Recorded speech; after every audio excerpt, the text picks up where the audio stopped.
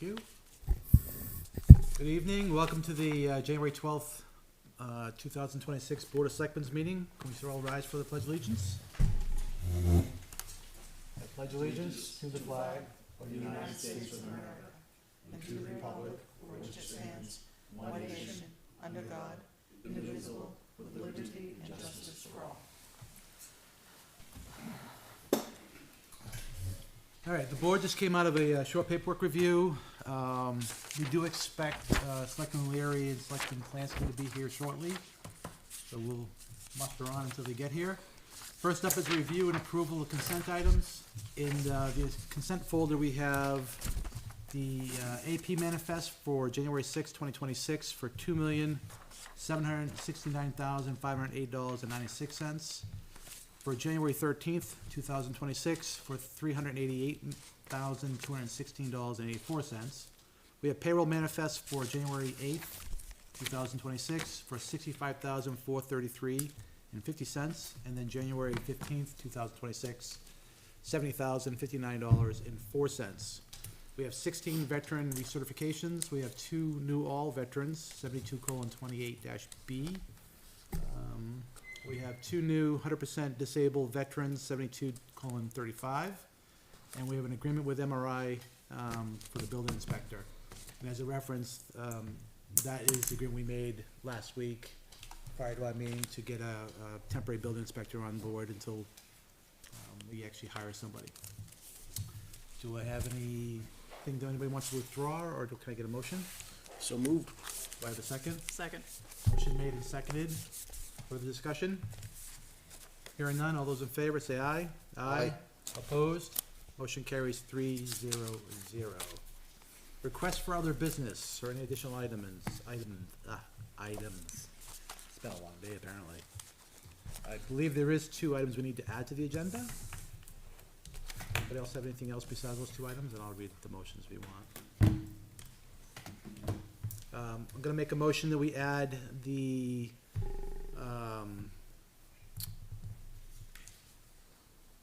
appointment for Joseph Corp. for Conservation Commission. Yep. And then the second one will be approval for the 5-year assessment contract with Avatar Associates for 2026, 2030. Do I have a second to add those to the agenda? Seconded. Second by Mr. Gannon. Discussion? Okay. Anything else we need to add? No? All those in favor say aye. Aye. Opposed? Motion carries 3-0-0. So those will be on the agenda during the business side. First public input will be no sooner than 6:45 PM. Business, approval of minutes for December 8th.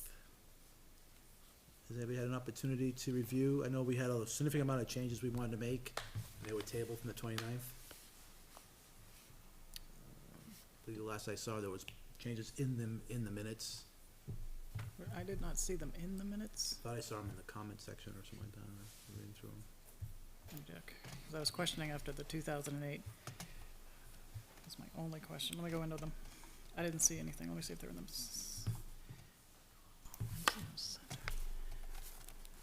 See here? I don't see them here. Yeah, I know we sent them over. I guess did we not change them? They're not changed. So it's still, okay, so it still has to be tabled again? Yep. Okay. Okay.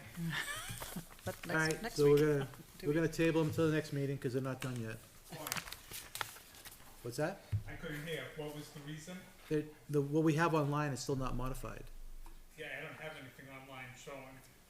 So if you can send that over to me. Okay. Did we not send over, I didn't get any. did you send over to Matt the changes you were recommending? No, I thought that he would listen to the recording. Okay, Yeah. all right. Because the big question was, the project was canceled in 2008 by DOT, but nobody bothered to tell us, and I just wanted that in the minutes. Yeah, I think, Do you- Matt, what do you- generally, I think we asked for you to go through the minutes again because it seemed like I there was, did. okay. And I'm happy with them. Okay, there's a bunch of pagination and stuff like that in the minutes that need to be adjusted too. Okay. All right, so we'll table it again to the next meeting. It's not a big concern. All right, next up is the approval of minutes from December 29th. Has everybody had an opportunity to review? Yes. I just- Any changes or anything need to be updated? Yeah, I just had one, which I told Matt, page 4.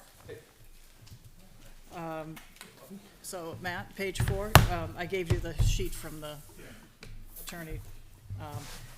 So we had received New Hampshire payment of about $4 million for the PFAS, one of the PFAS. And it shouldn't say out of 4 million, it should say out of 56 million, so he has the paperwork to change that.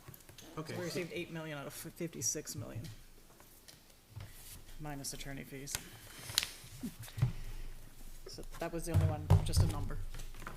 so do we want to make a motion with that amendment? Approve it, or? Or wait. So, page, 11, or 13, excuse me. I'm just concerned that, about halfway down the page, it says the board received specific reductions that would occur under a default budget. They would not necessarily occur under a default budget. I was strictly letting the board know where the discrepancies are from the default budget to the operating budget.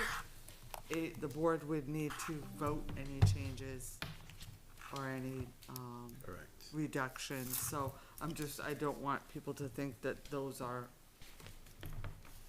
have been made, they have not. If you can just let me know what you wanna put. Okay, All right, I suggest we just table these ones till next meeting too then. Yeah, I agree. All right. So the two approval minutes have been tabled for now. Next up will be the 2026, 2030, 2026, 2031 capital improvement plan. I don't see the CIP team here. We have a couple here. no, Oh, I have the notes so from, I have Go ahead. the motion. So, we invited, Mr. Oblinus in, we met as the CIP, committee last Monday evening. School administration went over the differences. I think the short of it is, when you go through an on-site, in-site report, a long-time capital plan, that is not necessarily going to relate, sorry, I missed these. Thank you. To the recommendations that you see in a 5-year capital plan. The CIP committee did receive the full on-site, in-site reports from the administration. They then asked the, school administration to go forward and pull out the items that they felt should be looked at from 2026 to 2031.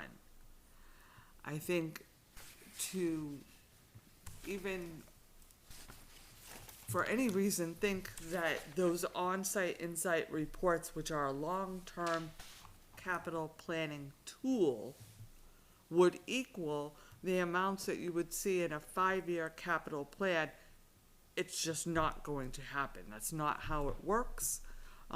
That's not what on-site, in-site does.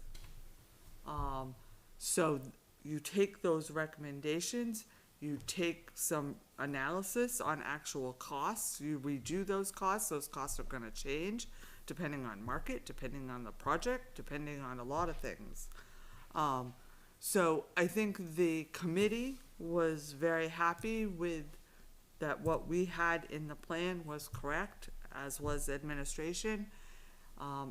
We actually asked for a revote, and the CIP committee revoted it, 5-0-0 as a motion to approve the plan.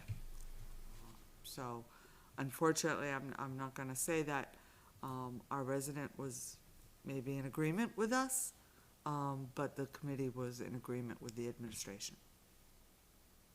Okay. So we just need a vote to accept, right? Yes.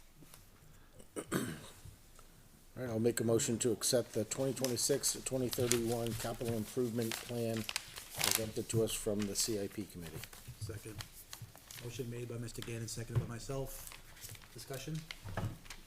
There is some, I had a conversation with Mr. Oblinas today, and there's a couple items he wanted to bring up, that discrepancies that he has with the plan.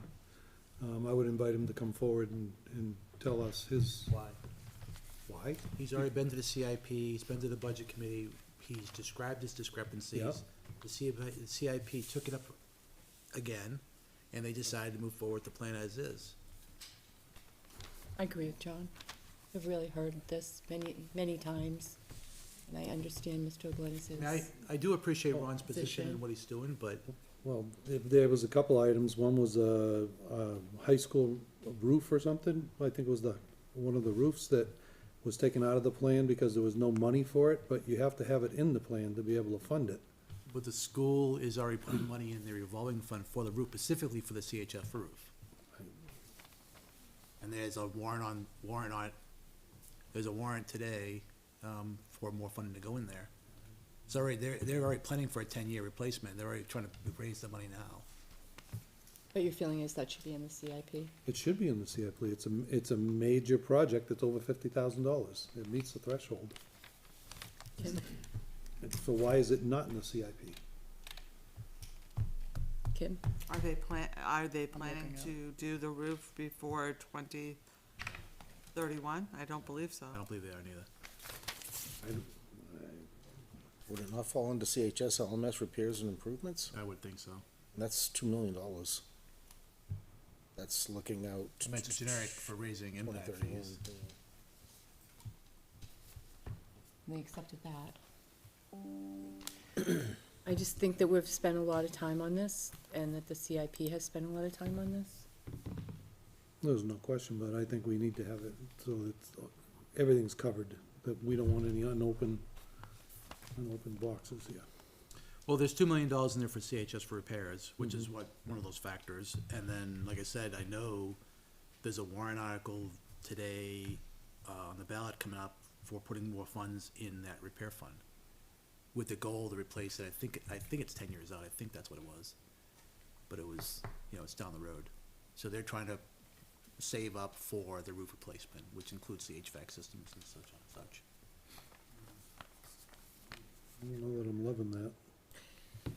How often is the CIP plan modified? 5 years, right? Every 6, sorry. We modify it every year. Every year? it No, gets every modified? year we redo it. We don't set the rates, we set the rates every 5 years though, right, for what we collect in impact fees. No, the town has not typically Not every year? reset impact fees every 5 years. It was I don't think- longer than that. Long the more than last that, time. that we did impact fees, long. But it should. Yes, I should be, agree with you. yes. Absolutely. Those so. impact fees should have Yes. gone up years ago, and they Yes. still haven't. They did, They did just go up. the schools did, but the others were not adjusted. And I believe that's an issue, as far as police, fire, municipal, When was the last time those went up? 2015. 2015, 10 years. Didn't we just review them? The only impact fees that went up were school, rec was adjusted, but municipal and fire and police were not. We wouldn't have done them all at the same time. Sounds like we have some planning to do for next year. Yeah, they could change them next year, right? Yes, you can, there's no law on when you change them, as long as your CIP plan accurately reflects the projects that are gonna be done, yeah. All right, so we have a motion, it was made and seconded. Any further discussion? All those in favor say aye. Aye. Okay. Opposed? Abstained, motion carries 4-1-0. All right, it is 6:45, so I'll give this opportunity to open the floor for public input. Anybody would like to step forward?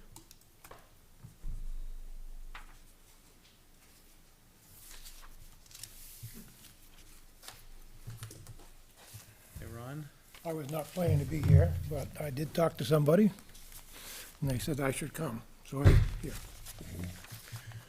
on the CIP, Ron Naaman, oh, sorry, Ronald Blinas, 15 River Circle. The CIP is supposed to be a representation of when people expect to have obligations for capital improvements on the timeline, independent of whether there's money there or not. Is that correct? I believe it is. At the CIP meeting the other night, I asked the superintendent why the roof repairs are put off to 2031, and all the other subsequent items within the on-site inside report followed on behind that. There's millions of dollars in behind the $2 million that shows there. His response was, because there's no money. And he said, what do you want me to do, move them up to when we think we need them? And my answer is yes. The on-site inside report recommends the roof be done now. So, all those monies should be shown now, not 2031, when he thinks he'll have part of the money. And if you listen to his testimony, he'll only have, expecting $1 million, and then we'll be asking for $1 million more in that year to fund the $2 million. The CIP is not a funding vehicle. It is an identification of when do we expect obligations on a capital nature to occur in this town. And I will admit, because if the school board will not present it to the CIP, then the CIP has no way to dictate that. They have to follow what the superintendent or the school board presents. But if you go back and listen to the testimony, he specifically says, I moved it there because there's no money. That's wrong. And the other point I will make, in fact, if you go back and look in the spreadsheet that he used and presented, there's millions of dollars in 2032, 3, 4, 5, that it's got all moved out there and it's hiding out there. That money, according to the on-site insight, and whether it's higher or lower, is, according to them, reasonably expected to be done between now and 2031. That's my objection to how the CIP now sits. And the other option is, in the CIP right now, what does it have in there? $20 million for GMS, correct?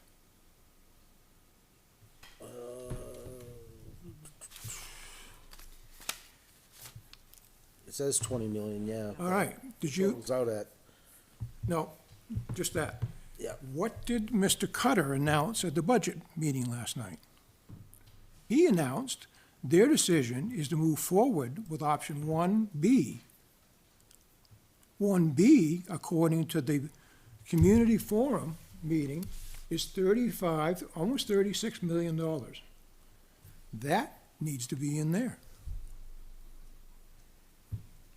Not 20. Yeah, it says 20, but the line only comes up to, is 1, 2, 3, 4, 5, 6 lines of 1.5 mil. Well, if you go back to the Yeah, CIP, and watch, yeah. and Mr. Bork says, challenge the superintendent. You told us it was only supposed to be 20 million. You guaranteed this was only going to be $20 million. It doesn't go over that. And it's gone way over it. It's also not appearing on the warrant, is that correct? Pardon me? So also not appearing on the. Exactly right. But now it needs to show up in the CIP. Nothing next year. does not have to be on the CIP if they don't want to raise impact fees. No, I disagree with you, because if you put in something that now you know it's said it's 20, it's 30, the CIP, if I'm looking at it from a taxpayer point of view, I use that to say, what is the potential liabilities that I'm gonna be facing as a taxpayer to fund? That's what I use that document for. And if people are playing games with it to try to make it look like less, and they can manipulate it, then I find it worthless then. But at that point in time when we voted, that's what was going on. And Yes, you well, spoke about the 10 and million. I agree. So Mike Yeah, Frodo was actually, clear. I'm gonna stop this. I know, I agree. I'm gonna stop I this. agree. This is public input, not public discussion. And I agree. So, and I And I will- appreciate, and I guess Ron, I appreciate what you bring forward and what you're saying, but this discussion has to continue at the school board level. That's where it's coming from. They are driving what they're putting in the CIP. The Board of Selectmen has no authority over the school board and how they do that. With, You have I to agree. go, you have to take it up with the school board. And this is why I say, I agree with you fully. And I'm not objecting to that. I'm simply raising that from the meeting on Monday to now, the school board has changed what they announced was gonna be done for the GMS. That at a minimum should go back to the CIP and ask the school board, is that in fact what's happening? And what years will those occur? Is it going on the warrant or no? No, no, Okay, They pulled the. they the hope school next year, board- I mean, right now, they so we're not they can't collecting make for it a- anyway. They can't do the $20 million that they promised that they were gonna do. Right. Well, it's 23.5, phase one, phase two, they were talking back and forth. Yeah. And they're just not comfortable with the numbers. Yep. And it's gonna be closer to something different probably, potentially. We don't know though. We don't know that, that's the Well, problem. you actually do, because I'll go back to the budget committee last night, go back and watch, huh? Ron, no, the topic's gotta be ended. Again, you gotta go Fine. talk to the school board about it. That's where the conversation needs to happen. They're the ones that are in control of how they run the Oh, well. schools, plan the schools, and approach the taxpayers. But you were in control of the CIP and approve it. That's why I'm here. That's the difference. And that's the difference, And we because just th- voted, I'm gonna we just quote voted what to Mike- approve We- or we- adopt we- a we- plan we- that's faulty. We still voted to approve it. Here's what It's Mike still- Croto, the chair of the SIP, said the other night, prioritize the capital improvement. That is our role. School has a capital improvement of their own, and they are doing their work. Take it up with them. We go for a 6-year window for the Board of Selectmen. You have to go back to the school. You are right. If they are not giving us the right information, we only can go with what they give us. and that's why I say, Monday night, the CIP group did what they should have done. Right. Because that's what the school board presented to you. I'm simply presenting to you, as now approving it, an understanding of how things have changed since Monday night. Right, And you can do but what you we start want. up a capital improvement in another month or two again, right? And it's not even on the warrant article to collect money Thank you, for yet. Ron. So we appreciate it. Okay, do you have something you wanted to- All set. I would just point to the October 6th CIP portal page where all of the numbers that the school administration gave us are broken out. And I think that might be helpful to people if they're trying to look. But the October 6th CIP does have, in that you are correct, that roof money is bundled into the 2 million. CHS and LMS repairs in 2031. All right, anybody else would like to step forward?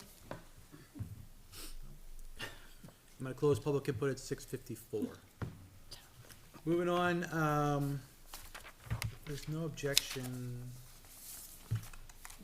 Why don't we do, the conservation appointment and maybe the NRPC appointment? Those two gentlemen can potentially go back home to their families. Joseph, are you here? Come on forward. Everyone. Hi, How you doing? welcome. Ms. Klein, would you like to introduce this? So just just last week, the Conservation Commission, met and, they are recommending, for him to become an alternate member for a 3-year term to expire March 31st, 2029, by unanimous vote. Well, congratulations. Thank you. Want to tell us a little about yourself? Sure, yeah. My name is Joseph Corp. I live right off of Cummings Drive here in Litchfield. My wife and I moved to Litchfield a few years ago. Have a few kids. We enjoy the parks here. We enjoy the resources, Dara Pond. Kids love the outdoors. I love the outdoors, what I do. I own a small business, a landscape business here in Litchfield. So it following the Conservation Commission's Facebook pages and some of the other towns' pages as well, kind of piqued my interest a little bit when just looking at some of the projects that go on around town. And I'm an outdoorsy guy and appreciate hard work, appreciate conserving natural resources, looking at how that impacts a town, having the residents here enjoy that, those resources. And then Matt, the chairman of the Conservation Commission, is lives a couple houses down. We were outside talking, and then he's like, "Hey, why don't you come by and get some information and talk?" And him and I chat a little bit, so it really piqued my interest. So So it's his Yeah. fault. it's his fault. No, it was always Snuck in behind you when you weren't looking. yeah, it was always in the back of my mind. But I told my wife, like, I want to settle down a little bit more into town, get to know the town a little bit more, which we have, before I start kind of jumping into volunteering, being a little bit more involved in the town. It's been probably about like 2 years. I'm like telling her I want to do something, and the opportunity came by, and Awesome. Yeah. Well, it's a great group of people, so. yeah, it seemed it the other night. Yeah. He was unanimously approved by the Conservation Commission, and I think he's gonna fit in really nicely. You can teach us how to properly use all that. Yes, right, exactly, exactly, that's a huge bonus. Actually, knows how to cut, bringing you him think? in? Oh, yeah, baby. Yeah, I am experienced with equipment. So. Does that make your board full now? Do you have still alternate opens? I don't know if we have a limitation on alternates. We have three current alternates. Okay. Yeah, typically it's like 4, right? Yeah. I just sent out the membership We- for all we might make committees. some adjustments and free up Yeah. a slot or two. Yeah, we do have a couple, right? All of the committees received an updated membership, today with, some that are expiring in 2026, asking for those, if they want to be reappointed, to be brought forth. So I sent those this afternoon. So I imagine we have to make a motion to Make a appoint. motion to appoint. I'd like to make that motion to approve Joe as a new conservation, member, and, take that vote As an alternate. as an alternate. Hey, you want this? I signed it, Expiring March 31st, 2029.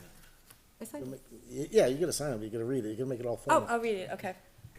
At least so you have the dates. Yeah, The whole thing. No, just ad lib it, but add the dates and stuff. just like you were doing, but add the dates. There is a vacancy on the Conservation Commission as an alternate in the town, and we, the subscribers, have confidence in your ability and integrity to perform the duties of the office. We appoint you, Joseph Corp, of said town, and upon your taking of oath of office, to become a conservation alternate. That is my movement. Term to expire on March 31st, 2029. Do I have a second? Yes. Second? Second by Ms. Queenan. Any discussion? Hearing none? Nope. All those in favor say aye. Aye. Opposed? Motion carries 500. Welcome. You take this with Thank them? you. Thank you. You take it with them? We'll take it and send it to Terry. Okay. So you'll need to, I will send this to the town Yeah. clerk tomorrow morning. And if you could just stop in and see, Terry in the town clerk's office, she'll swear you in, and then you're on your way. Thank you. Good to go. Thank you, Jeff. All right, next up will be Mr. Boehm for reappointment to the National Regional Planning Commission on behalf of the town of Litchfield. Ralph, how are you? Okay, So you still want to do the job? yeah. One thing good is I got appointed to up at the State House as the Public Works and Highways Committee. So that's a good link with the NRPC. So, and I'm the only legislature that's there on the NRPC. So I can do a good link and protect our interests up at the State House and the NRPC. Nice. Yeah. Anybody have any questions for Ralph? Kim, do you wanna make the appointment? Sure. Alright. He keeps them honest up in the room there. Oh, you want me to read the, I don't know if they're. Whatever. It's just the dates. All right. To Ralph Boehm of Litchfield, New Hampshire, the county of Hillsborough, whereas there is a vacancy as a regular member of the National Regional Planning Commission in said town, and whereas we, the subscribers, have confidence in your ability and integrity to perform the duties of said office, we do hereby appoint you, said Ralph Boehm of said town, upon your taking of the oath of office, And having this appointment and the certificate of said oath of office recorded by the town clerk, you shall have the powers to perform the duties and subject liabilities of the office until October 25th, 2029. I will second that motion. Motion made by Ms. Queenan, seconded by Mr. Gannon. Further discussion? Hearing none, all those in favor say aye. Aye. Opposed? Motion carries 500. Thank you. Thanks, Thank you. Ralph. That was painless, huh? What do you say? What's he say? That was So it's painless. painless. Oh, okay, thanks. All right, back onto our agenda, metal detecting permit. Ms. Kleiner. So after some discussion, and I did send, this out to, at least, spoke a little bit with, COMCOM, but there's a few issues that need to be addressed, and we certainly do not have the answers tonight. What we are looking to do is to send the policy, back out to Heritage, the Historical, Society, to Conservation and Recreation. Those are the four, entities that weigh in when we get a permit. Some of the issues that we have seen, is the permit lacks an expiration date. So what should that expiration date be? Is it upon, one event? You're allowing them to go out and metal detect once? Is it a year? Is it 6 months? We need to Yeah, identify establish it. that. And then, what are the consequences? So what's our enforcement mechanism? So we've recently had, a couple of instances, where a permit has what we considered expired. But what consequences and enforcement are we allowing the Litchfield Police Department, to make other than, moving that person along? So I did reach out to, some other towns that have recently, they actually adopted a policy after us. So I've reached out to them to see what those are, and I'll certainly, bring that information, forward to all four committees and the board, so that we can have a better conversation, but we wanted people to know that this needed further work Okay. done on it. Do we need to make a motion to do it, or does it just make consensus to send it back, let them review it? I think just if Can I the, make a couple comments? sure. Well, public input's over. He's professional. Matt Hoffman, Conservation Chair.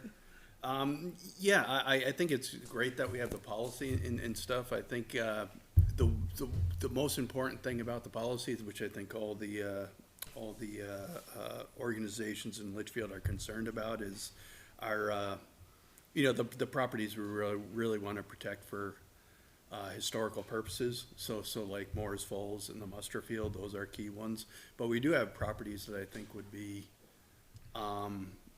good for people that want to get out and explore, right? We have the land for people to use it, right? So we have like the river access, we have the Durocher's property and stuff that don't necessarily have the same historical significance, but those could be really interesting places, especially after they till the fields in the fall and stuff, and bring some of the stuff up. I think it'd be good to have access for that. So just when we're considering writing the policy and stuff, I think maybe we should consider like, being very restrictive on the historical properties, but the other properties, make it, try to make it accessible to people so they can take advantage of our, of our properties.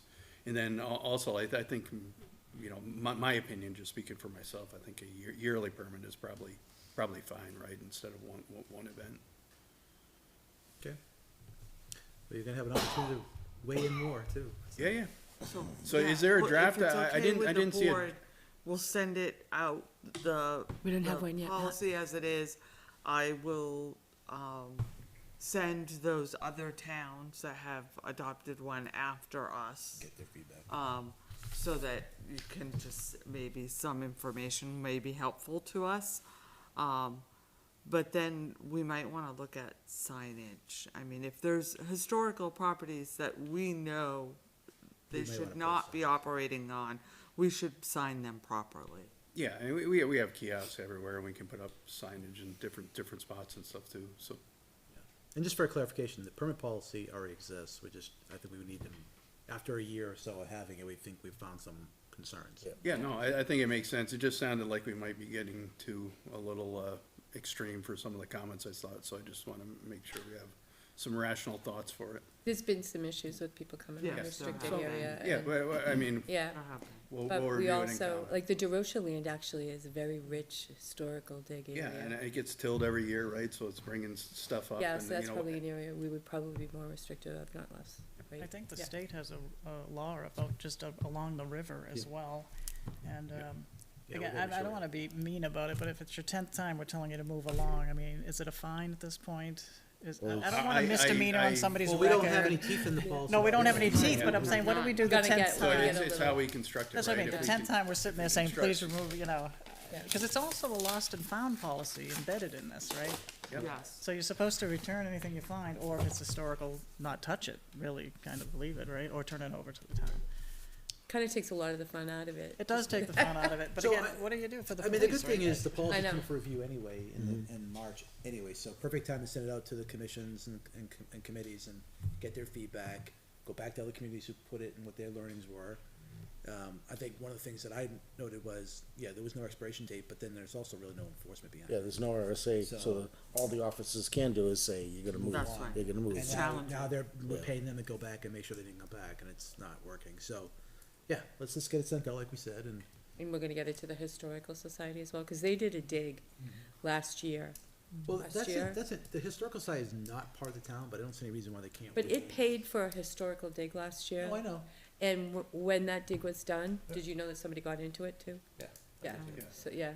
But again, that's on the properties we consider historical Yeah, I just- significance, right? So if we Oh, write yeah. the policy to put additional restrictions. I'm just saying potentially. people are into stuff. So it goes to Heritage, and Heritage, works with the historical, that's how they did it. Most of the Okay. same people. Okay, Yeah, I think historical society is not a town entity, but they have a well-versed of knowledge what's goes on, and they're best to advise us on where some of the historical marks that we need to be concerned of, so definitely wanna get their input on it, however it gets in, whether it's through Heritage or, you know, they come forward and say, hey, by the way, we thought about these 4 places, we probably shouldn't do this, right, so I definitely wanna hear from them.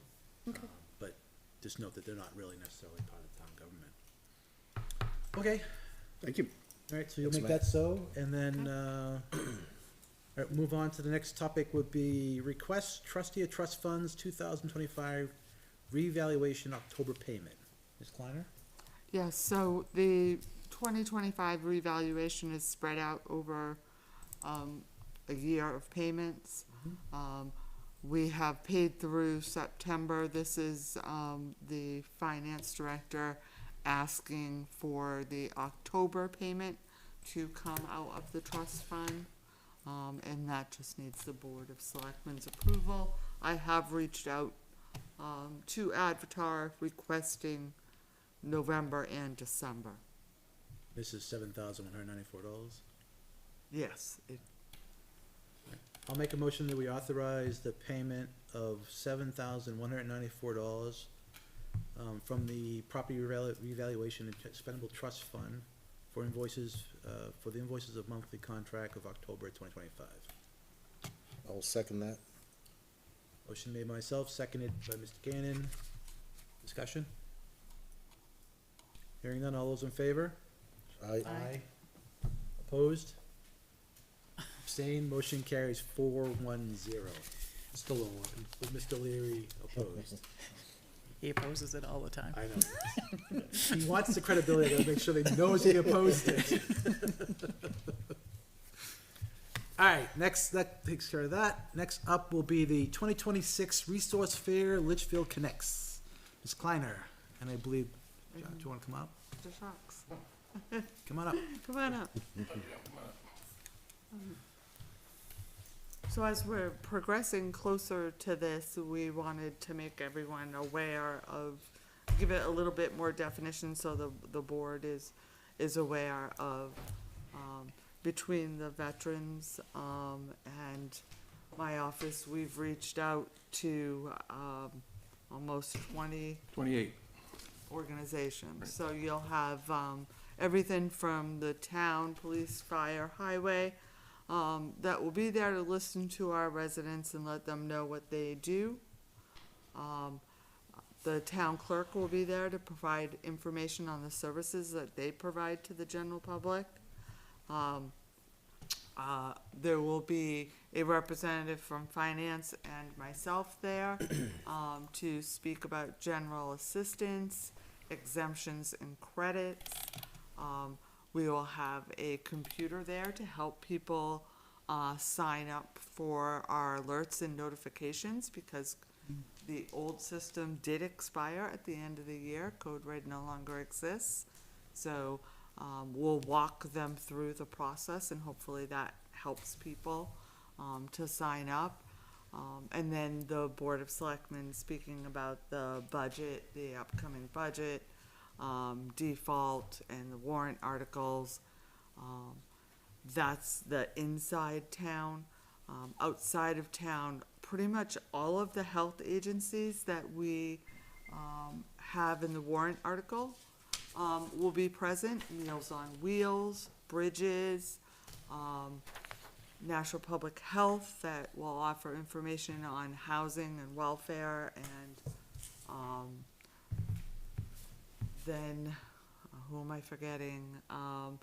There'll be a representative from the federal agency through Representative Goodlander's office that deals with the veterans. A number of agencies, National Senior Center is coming to offer some information for our seniors, and the Red Cross. So it's a really big gamut, and then I'll let Mr. Jacques speak about the veterans groups that he Yeah, has. we were, before I do that, we're gonna go ahead, someone said, how do you connect? How do you connect with 3,300 homes? How do you do that? How do you ensure that every home in our town knows about this resource fair? So what we did is we got together, and we just, it'll be mailed next week. It'll be this size, it's a postcard. So every person in town will get the letter, which basically tells you exactly about the resource center, what's gonna happen, and also the flyer. So no one here in this town will not know that we're gonna have a resource event. So not many people are doing these across, but I think this is something that's gonna be in the future, because I think the way the word gets out, as we all know, people don't always watch the movie. They don't come here and they look at what's going on here, but they need to find out. And it's on a Saturday, so we made it real simple. It's 10 o'clock to 2 o'clock. And then when they come in, there'll be a table. There'll also be all these resources that are here. There'll be a flyer. People will give it out to each person, talk to them about what's gonna happen. And we'll have water, coffee, snacks for them, so they go to this other room over there. We're gonna meet with the superintendent to kind of talk about the setup here that we're gonna have on that Saturday, a couple of Saturdays from now. And, because we all bought in there, and right now, they need 30 tables and 67 chairs, so, and a couple of people need hookups. We're gonna have the cemetery from Bosquin's gonna be there, so if veterans wanna sign up because they wanna be interred when they'll be there to help out. Veterans Angels, a program, if you're 70% disabled, and they need some support, they'll even come to the house 50 hours for a veteran, 40 hours for a spouse, and help them out with all kinds of things, therapy. Maybe they went through a time where they went ahead, maybe they had a stroke, and they'll help them get back on their feet like that there. We're also gonna have people from the Manchester VA Healthcare, a lot of people, even people that I know here, they said, I wanna sign up for healthcare. All they have to do is bring the DD Form 214, see if they are eligible, because not everybody, like I said before, not everybody's eligible, and they'll help them there. They want to be there. They're all excited to be there. And I think what happened here is they meet with the congressional folks now and again. I think they met with the congressional people, and then they called Kim and said, hey, we want to come to the fair because Litchfield's having this. So that's how that focused in there.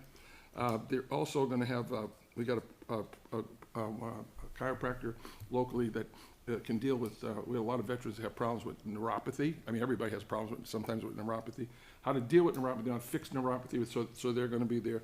And veterans count. So, you know, I think someone said in the budget committee the other day, they were talking about, well, if we don't support all these activities that we have in town, like the Red Cross and these other things, if people can't afford that, then it's gotta come back to the town, and you guys gotta pay for it out of a resource fund that you fund every year, like $20,000 or whatever.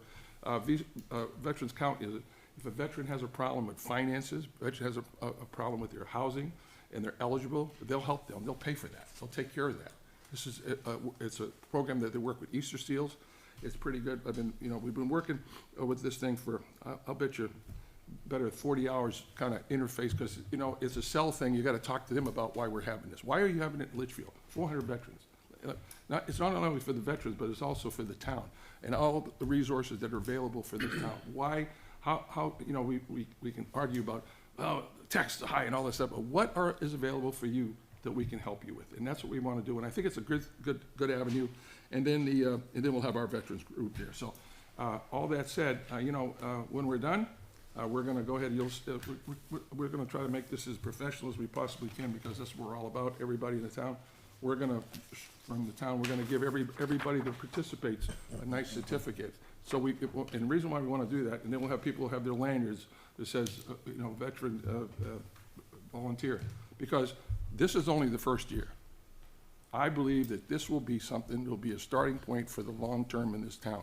Because then what's gonna happen is you're gonna go ahead and say, well, next year we should have this, and we should have that, we should have this, we should have that. And that's what it's all about. More people come, it's 10 o'clock in the morning. Go to the recycle center and stop by, have coffee, whatever, go through the thing. And I was told that the people, they're gonna have a special drawing. Is that right? Ms. Klein is gonna talk to you. She said, maybe they'll have, whoever wins, who comes, will have dinner with the chairman and the vice chairman somewhere in Who wants to do that? Massachusetts. And Ms. Kleiner said that. They would come Romanos. But everybody We want that's to been here, auction you off. these people are, they're scattered everywhere. A lot of people work, the companies are maybe in Massachusetts, but they want to come up here.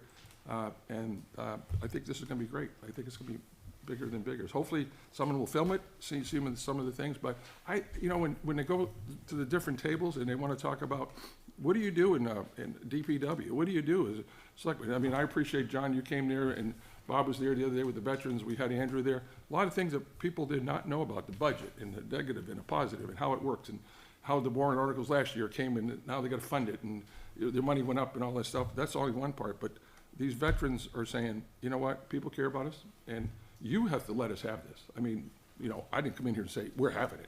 You've got to say, okay, right? And superintendent's bought in.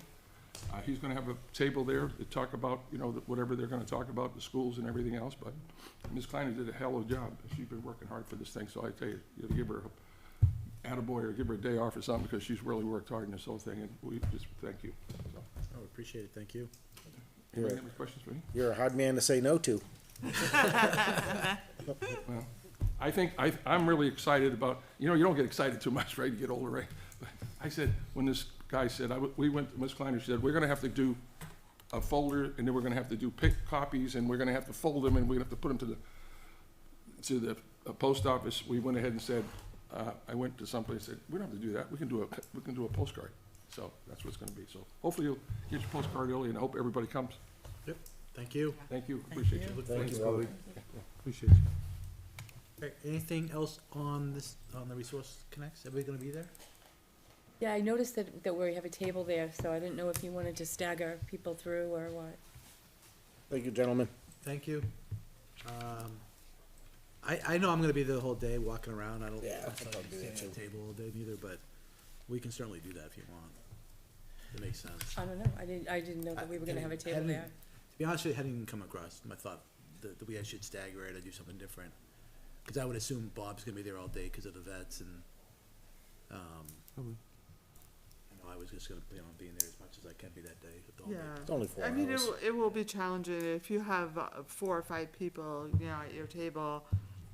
You may need 4 of you to be speaking with different people about different things I'll be at there. the same time, so, It's in the auditorium too, right? Is that where they're gonna do it? It is in the auditorium, and we're working to set up the tables.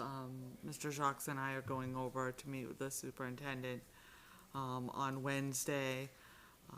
There is something for everyone. So if you, I don't care if you're getting health care off of the marketplace, there will be state navigators there to assist you with that process. I mean, that's what we wanted to do, was spread this as wide as possible, so that there's something for everyone to get some type of benefit out of attending. And where is this? The school auditorium for the 30 tables? The high school The auditorium? Yeah. The Yes. stage? It'll the- be on the stage? The little stage, 30 tables? Not the, School, not The sorry, gym. The gym. The gym. Oh, okay, the Okay, gym yeah, makes I- better I sense. agree. I I'm was like, like, really? huh. I was gonna ask that question. Yeah, I was like, Good huh. call. I get auditorium in I'm my head sorry. for this week. I didn't Yeah. wanna, I The may have said gym. auditorium. wanna be rude, This but is, yeah. it's such a positive for the elections are. community. Yeah. Isn't this, it's gonna bring people, I think, more together. Just social circles too, you know, Yeah, yeah, that's. shut in and just get help. And then we'll have some, we'd like to, have a couple boxes where people can leave recommendations, like, and, Boy. and just, like a suggestion box? yeah, suggestion, and, I'm open, you know. I've been saying that all along. yeah, I think it's a great way to get information from the residents. What do you need? What do you need now? What would you like to see next year here, so that we can make it better? Oh, yeah, yeah. Got it.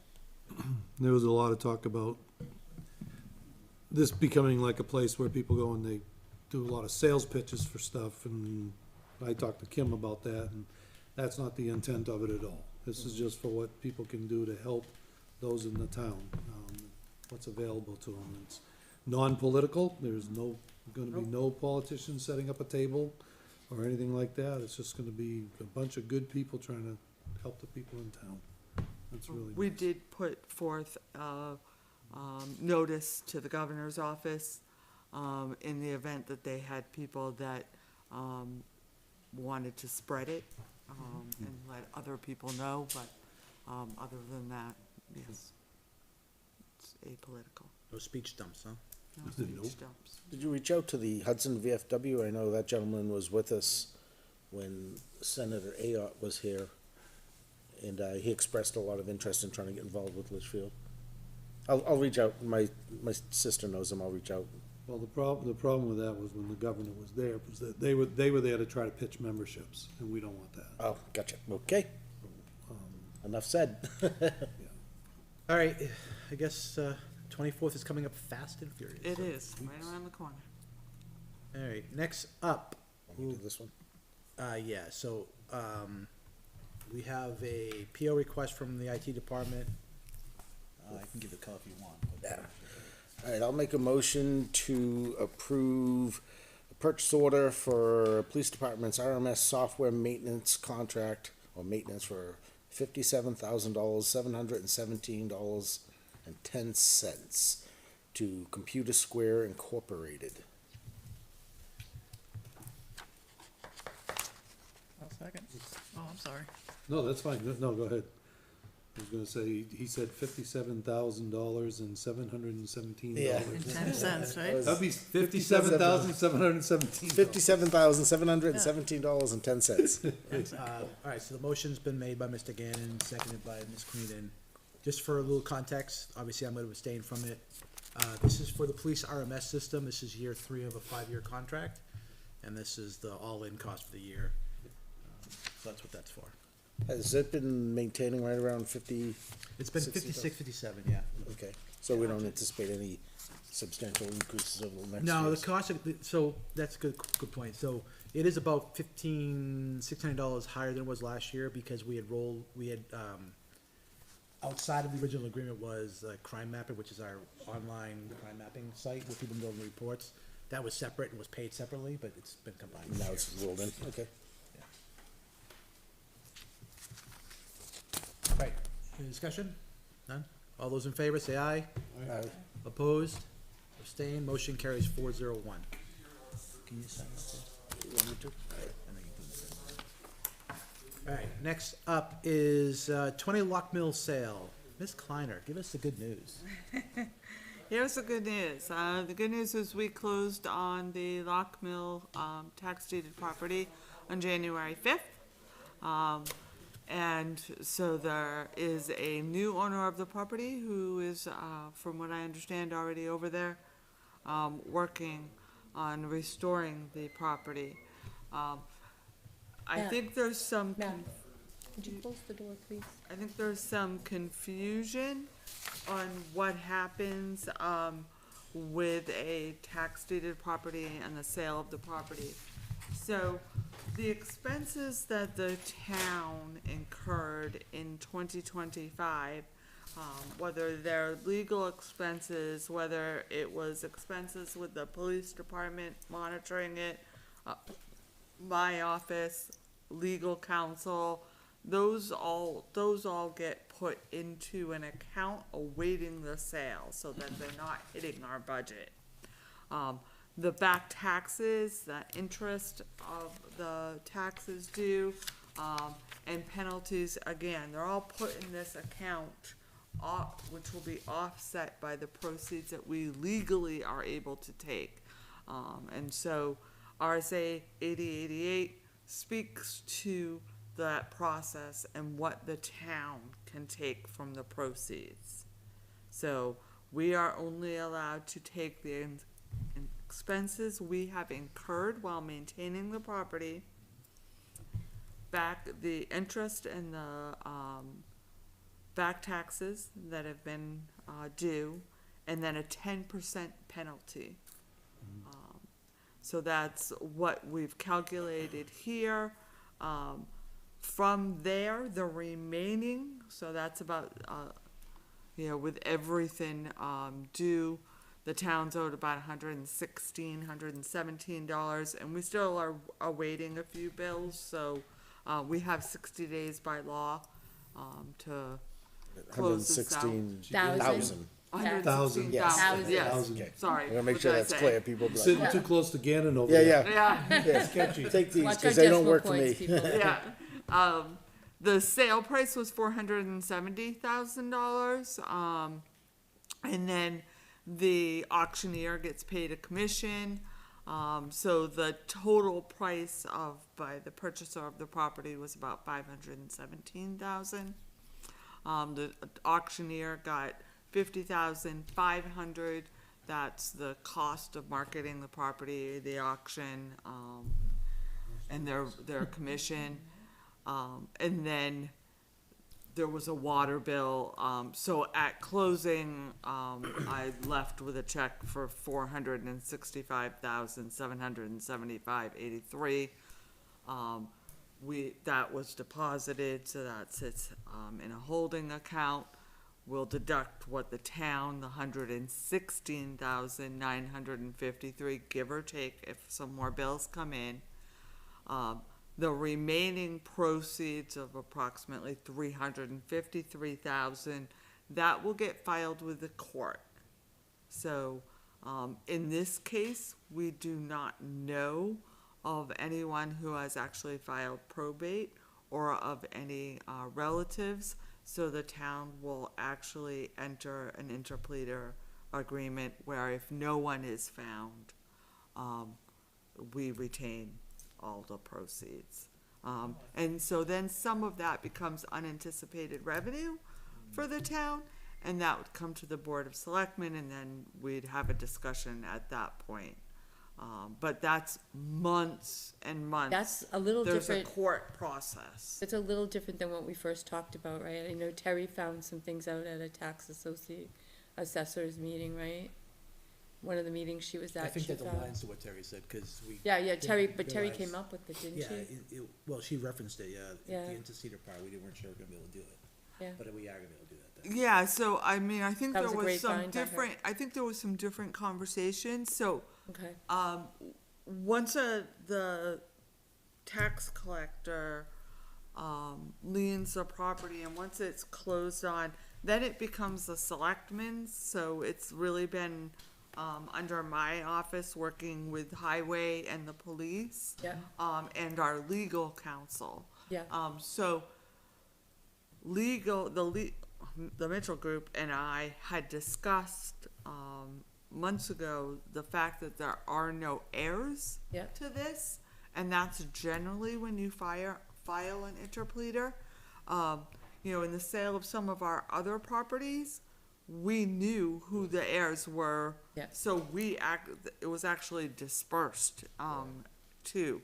We knew we had the opportunity to file an interpleader in this case, Okay. because there are no known heirs. So we're whole for the 116,000 and change of all We the are expenses. whole.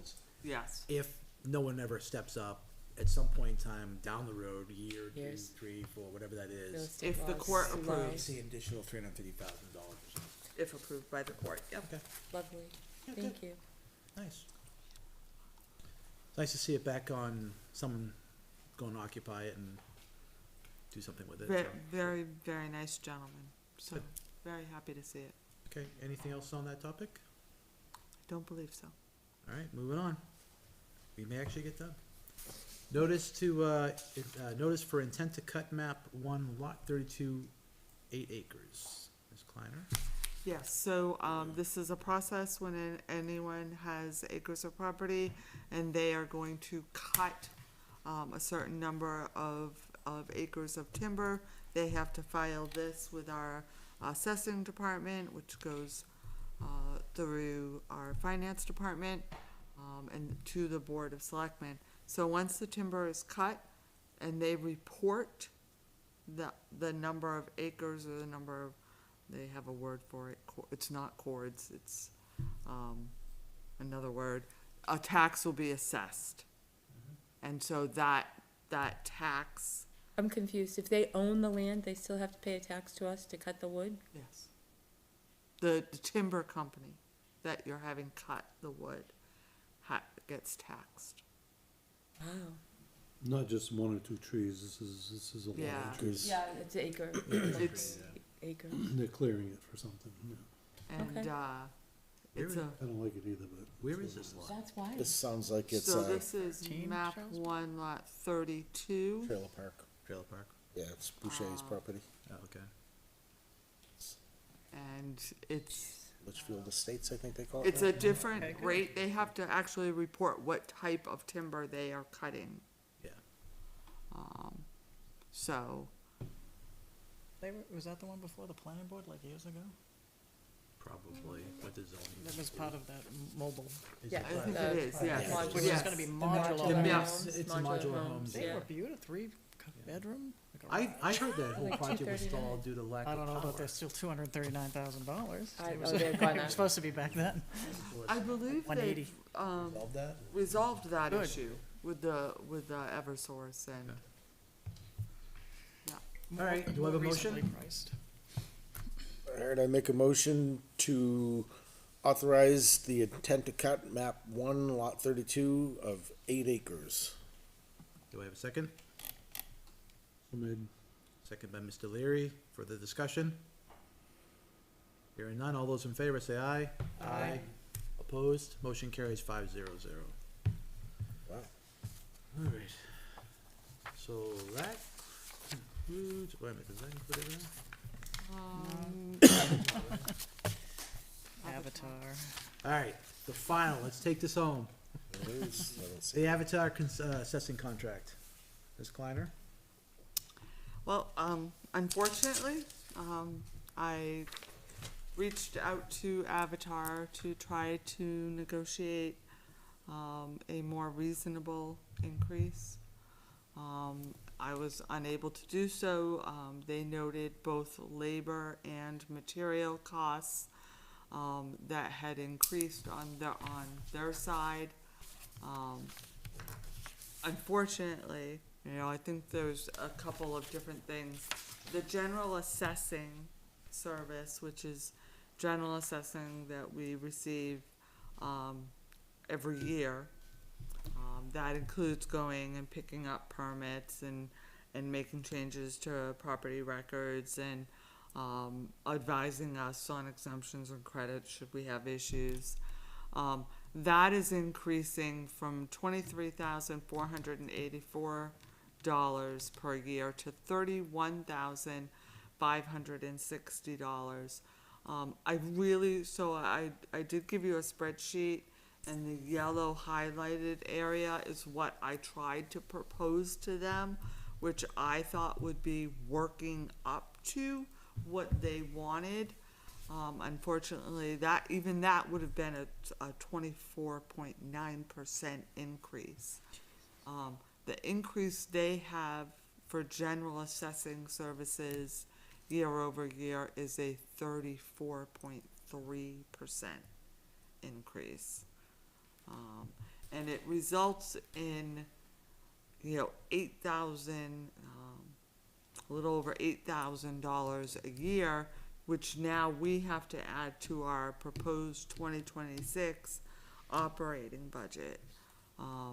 And so the article for the operating budget will need to be, you'll need a motion on that to raise the operating budget. Year over year, adding in the revaluation in 2030, which probably no one wants to talk about at this point, the contract does come out with a little less. It's more of like a 22 to 23% increase. They're not raising that 2030 revaluation as much as the general assessing services. The interesting part here is there's not enough assessing firms in the There's state. no competition. And the DRA is trying to address this. The Assessing Standards Board held meetings in December. Other communities are putting out RFPs and they're not getting proposals either. It's a real issue. It's almost a monopoly. It almost is. And, I don't think people realize how much education goes into becoming an assessor. You're talking about 2 years of classes and then multiple years having to work as an apprentice under a license. So it's a good 5-year process. Kim, were you able to get more on premises support from them? That was another thing you were gonna go back to them with. We are going to get them to tune in and remotely to answer questions for the board when the abatements come through, which on January 26th, we have a number of abatements. And I really strongly feel that they need to be here to Yeah. answer your questions. Yep. It's a difficult situation. They have a number of towns that they're trying to handle. And so while I sympathize with how much work they have, these costs for a town our size, they're not doable. I mean, we can't keep, Extravagant. but unfortunately, you have to have an assessor. So we're strapped for this year and And how many years is the contract we're gonna sign? 5. It's like, ouch, though, without any competition in the market.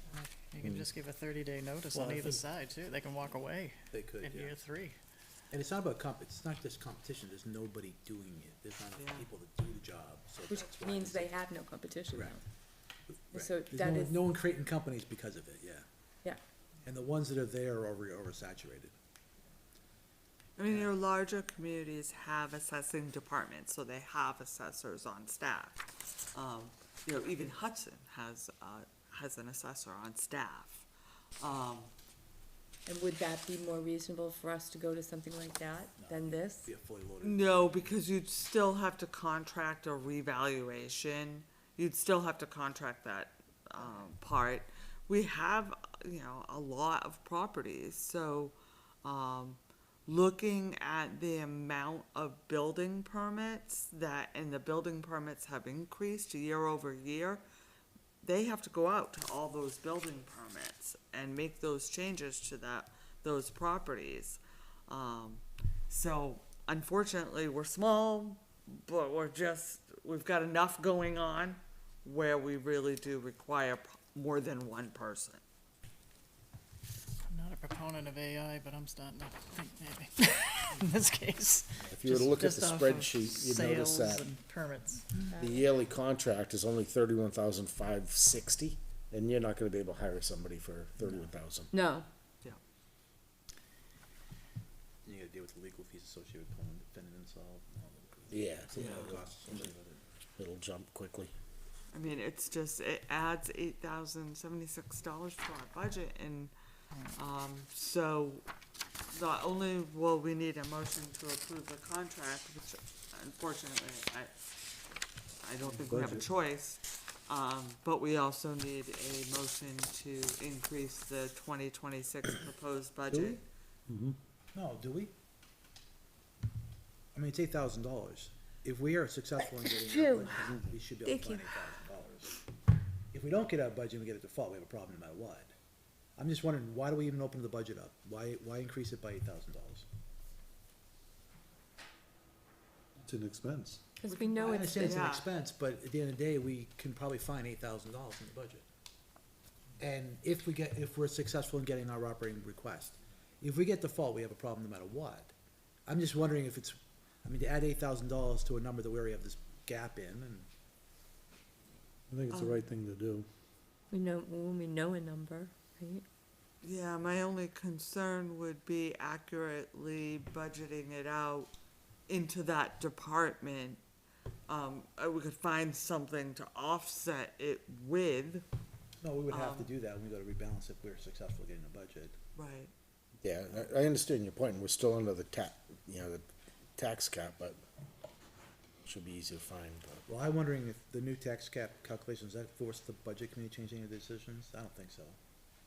No, because they didn't vote for anything that had a tax cap in That's true. impact. That was true.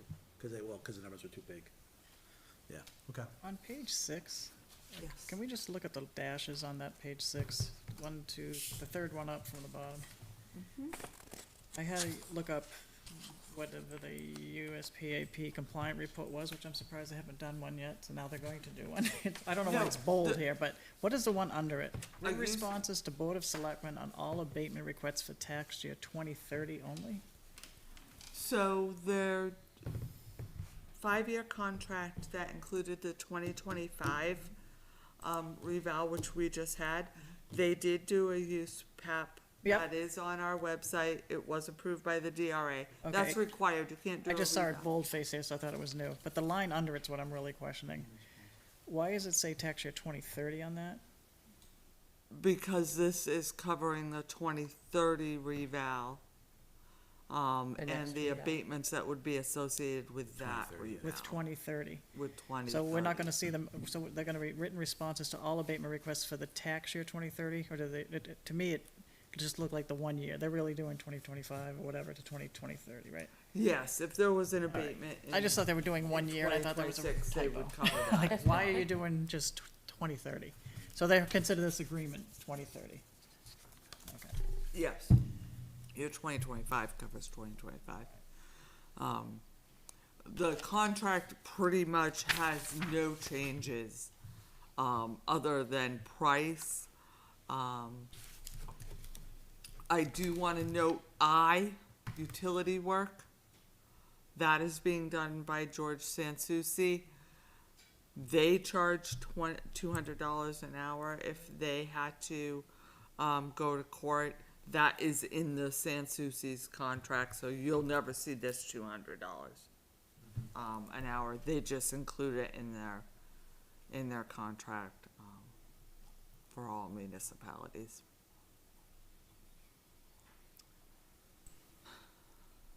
All right, so what's the pleasure? I'll also say that the contract has to be approved by the DRA.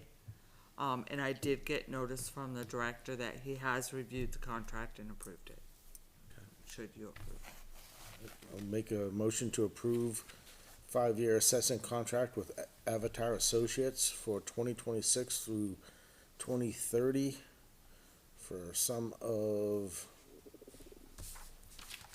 where was that? 258? 258,600. Yeah. 258,600. Okay, motion made. Do I have a second? Second. Second by Ms. Plansky. Further discussion? Hearing none. All those in favor say aye. Aye. Opposed? Abstained? Motion carries 410. All right, now that we have a contract, what's the account number this is gonna go against in the contract, in the budget? So this will go against general assessing services, which is 415210. Revaluation of property assessing. So I need to make we need to make a motion to open the budget first. And then we can make a number. I'll make a motion, we open the 2026 proposed, approved budget. Second? Motion seconded by Mr. Gannon. All those in favor, say aye. Aye. Opposed, motion carries 500. So the budget's now reopened. We need to make a motion to amend line item 4150.10 reevaluation to be increased by 8,076. $8,076, right? Is it 84? 23, yeah, it's 23,484 to 31,560. So that's, based on the math I saw on the spreadsheet, it was $8,076, right? So that's my motion. Do I have a second? Second. Second by Mr. Leary. Discussion? Just one question on appeals here. It just says it's a cost of $200. Is that to the town? Not that, Is that the utilities? on page 2, there is an appeals process. Oh, should a paid? abatement need to go to the BT Board of Land and Tax Appeals? Okay. That's, yeah. It's not there's somebody a- appealing their assessment. Right, Okay, I was wondering who so was paying the that abatement would $200 come here. All right, thank you. Sorry. All right, so we have a motion, we have a motion made and seconded. Discussion? Expensive. All right, all those in favor of the motion, say aye. Aye. Opposed? Abstained? Motion carries 500. So that makes the new bottom line budget to be $8,428,071. Motion to approve the bottom line of $8,428,071. Do I have a second? Second. Second by Mr. Gannon. Discussion? No? All those in favor say aye. Aye. Opposed? Abstained? Motion carries 500. So now we have a new bottom line. We'll notify the budget committee of those two actions. Yep, that'll reduce us to $76,270 under the cap. So noted. Okay. Any other business to come in front of the board? Any other business we forgot? None? Do we have to do anything with that? What is that? Oh, that was the MRI building permit, I We already, it was in consent, so we say Okay. so. We authorized Kim, so we just noted it was approved. Yep. So, and here's where you can sign, this is the. Oh, thank you. All right, I'm gonna open the floor for the second input for the evening. This will be our last and final input for tonight. Anybody who wish to come forward, for public input, please step forward. Just here to observe? Come on, Mike. Come on. All right, We like your feedback. We do. My questions have been answered. okay, cool. All right, I'll close public input at 7:49. That was our second. See how good we are? We anticipated that. We I'm try excited. sometimes, we try, seriously try. All right, town administrator report, Ms. Kleiner. The 2025 annual report, so we have sent out notices to all departments and boards and commissions that have items that are due for the annual report. We've asked that they be sent to us by Friday, February 27th. Donna and I worked to put that together, and by RSA, it has to be available to the public by March 3rd, Tuesday, March 3rd. So, hopefully everyone received their notification. You know, we'll have items from deliberative that are also due in that report, so it's, you know, the tax collector, town clerk, finance, myself, and then, all of your departments have items. The trustee of trust funds report, December report is, on your portal just for your, review. There's a statewide, meeting that was, going to be held in December in Raymond, in the town of Raymond. That has been rescheduled for January 14th at 6:30, which is this Wednesday, at Holmes Grove Middle School, cafeteria. If you open the letter that was sent from Raymond Town Hall below, there is a Microsoft, Teams meeting, sign on, so this one you can, Return, okay, no. do remotely. I'll just warn that the last one, there were so many people, that tried to get in remotely. It can be challenging sometimes. But that is there. And this was the meeting to discuss the ramifications of the zoning changes at the State House, is that correct? Yes, yes, and water, Yep. availability and, natural resources, yeah. Infrastructure issues all the way around. And heading right into 2026, state legislation's no different. This has already kicked off with a bang. There's a hearing on a proposed ADU change. This House Bill 1136 actually gives some, authority back to the municipality. And it does actually allow you to have a family connection. So that's part of it. So there's a public hearing coming up on that January 22nd at the State House. There's House Bill, and I've put the language of all these bills in your portal. House Bill 1227 is a change on the calculation of a tax cap.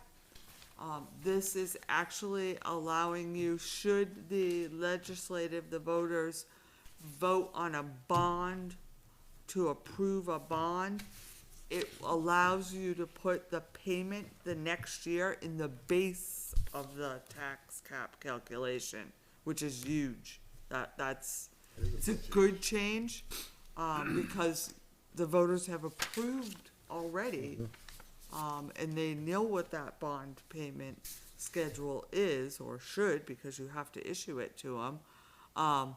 So why should it eat up your tax cap calculation? Why would they do that across all the warrants, though? If the voters already voted for it, they know they voted, it should be part of the tax cap calculation the following year. I understand the bond's usually a large amount, which makes sense. But we have so many other warrants that we send to the voters for their approval. We identify all the tax impacts. They know they've approved it. Why are we being penalized for the tax cap calculation next year? Right. I mean, this is one I think we'd be in favor of. Yeah, I think we would be, certainly would be, but why not extend that? I look at it as, like in Mass, Prop 2.5, the override, right? As a voter, I can override what that does, and that gives us the right. This is our ability to do that, but the fact it still penalizes us the way it is now. Yes. Okay, cool. That's huge, though. Yeah, that is a good one. And so there's a hearing coming up on that on the 16th. And then there's 1359. So 1359 is a concern to most of us. So this is NHMA, the Municipal Association.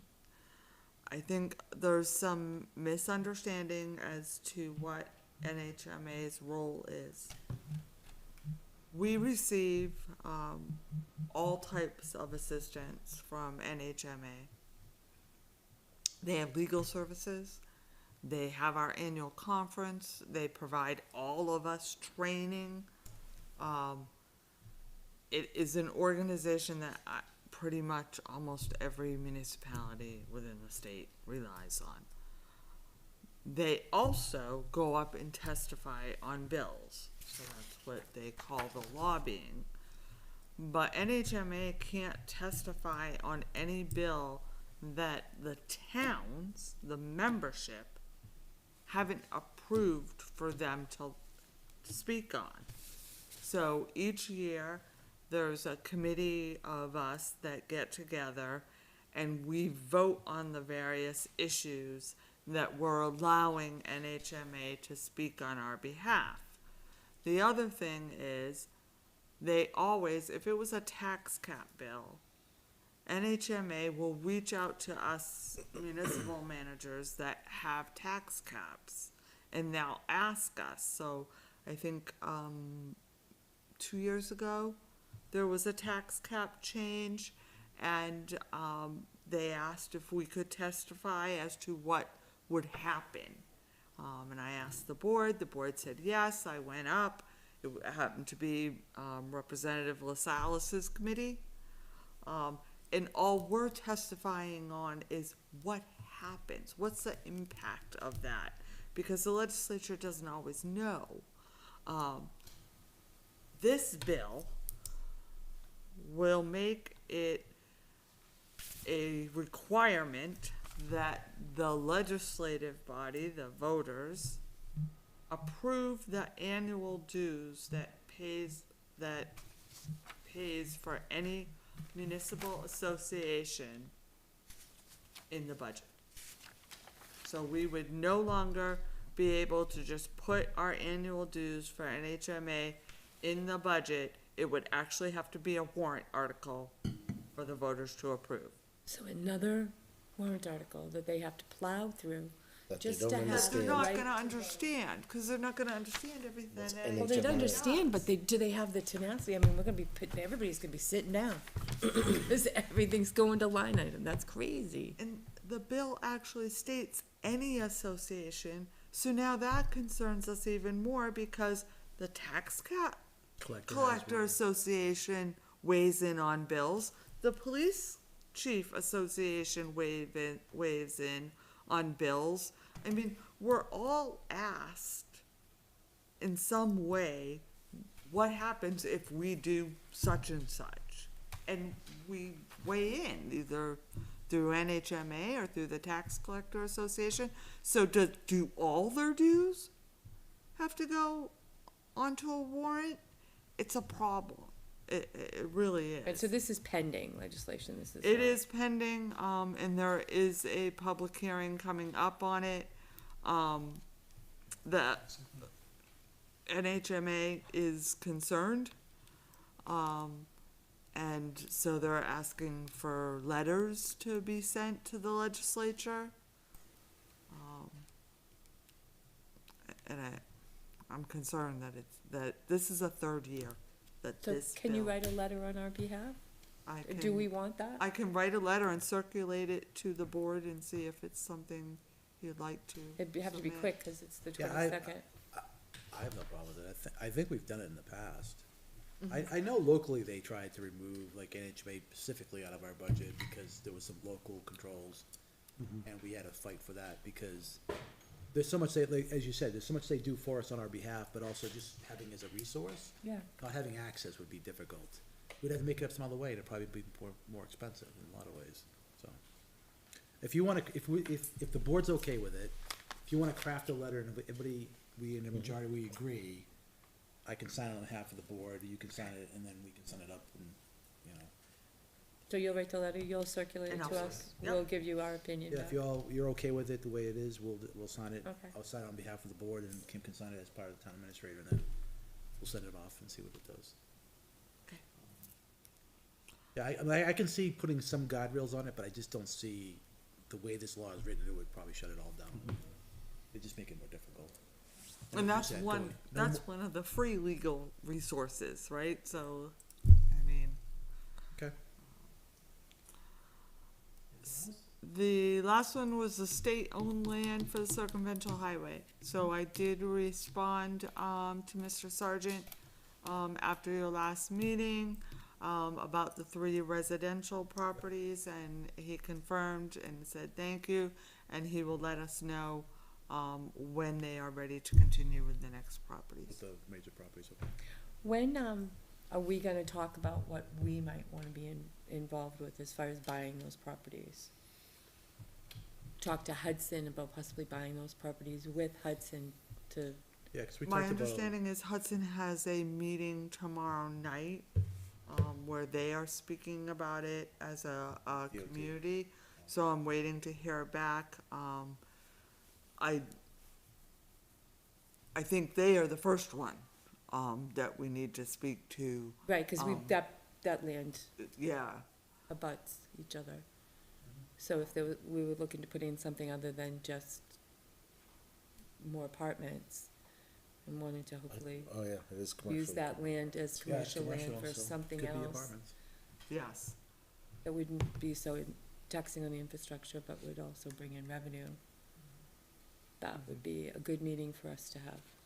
yes, and so, speaking with the TA over there, I think they wanted to get through their internal meeting.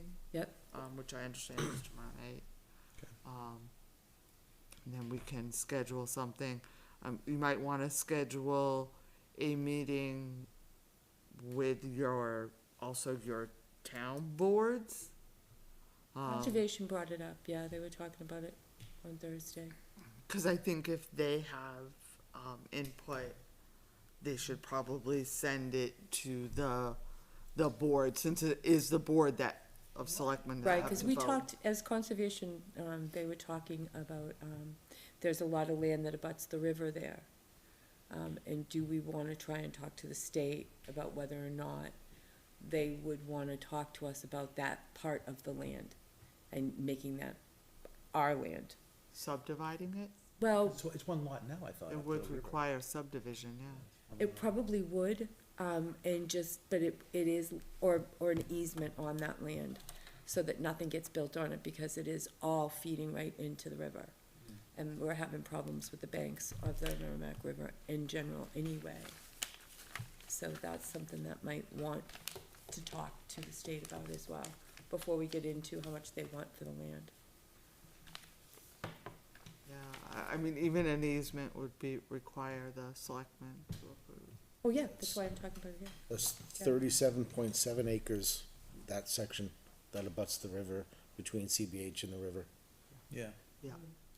I think if the Just the town, if the riverside. town was serious about acquiring it so that we can control what gets put on it, we would buy the whole parcel. We'd have and to buy the then- And parcel. you could And subdivide then we would it, yeah. decide if we Yeah. wanna subdivide it, if it made sense. I would think that would be the path forward. Yeah, cause the other parcel on the other side is 110 acres. Yeah, That's significant. that's the big one. Yep, and that's not the part that abuts with Hudson, right? Or does it all? It all, It all- it all That- abuts it, yeah. It yeah. all abuts That Hudson, abuts okay. it. So they've had their line longer, so that's why they're already starting their meetings now, right? Yeah, We just found wanna, we out wanna be today. prepared, we don't wanna be, Right, so we don't wanna that's be why they've caught already had. saying, oh, I wish we, Yeah, let's see how their meeting goes, let's reach back out, and maybe we just have to have an off-cycle meeting with them and to sit down and go, what's your thoughts? Cause yeah, we obviously wanna make sure it's used correctly to help the to town. help our town. It's such we have such small areas of commercial to utilize that, yeah, we wanna be sure. I'd be very curious as to what the dollar amount would be that we have to raise to actually. We wanna have an interested buyer as well, which Hudson is probably already talking to somebody. If you're gonna have that, you're not gonna have that land sit around. We're gonna buy it and then we're gonna turn around and we're gonna sell it to somebody who's gonna build what we Yeah, but you- want how on do it, you- right? The Hudson town- has.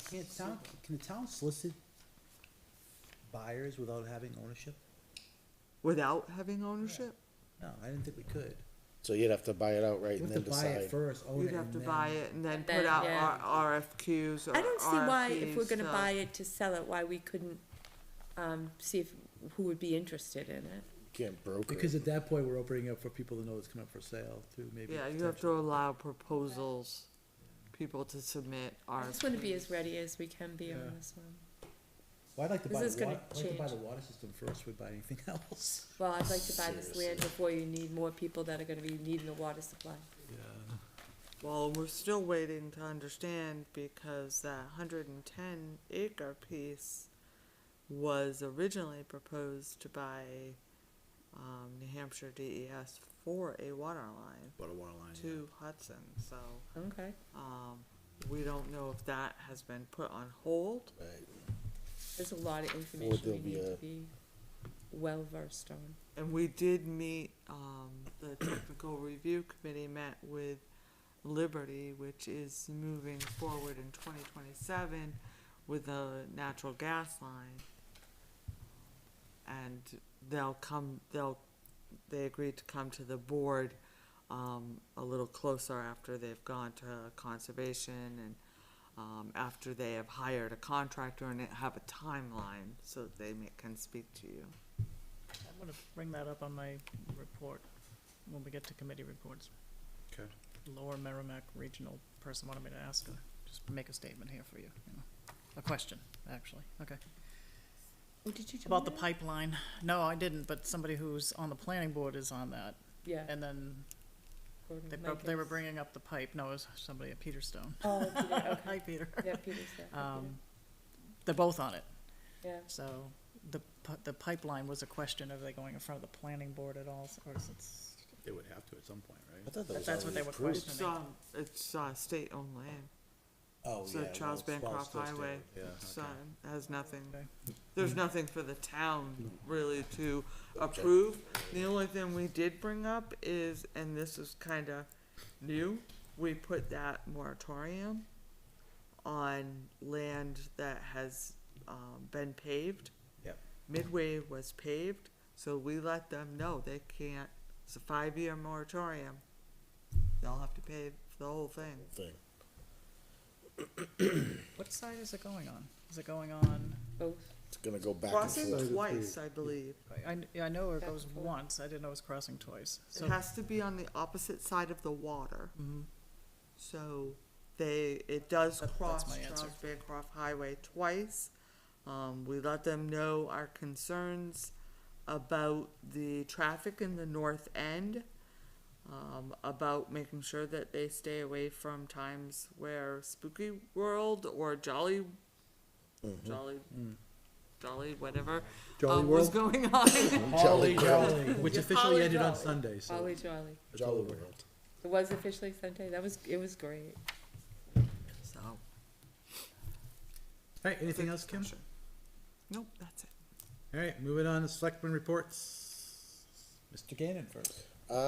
Planning board, last week we had a public hearing on 1, 2, 3, 4, 5, 6 articles.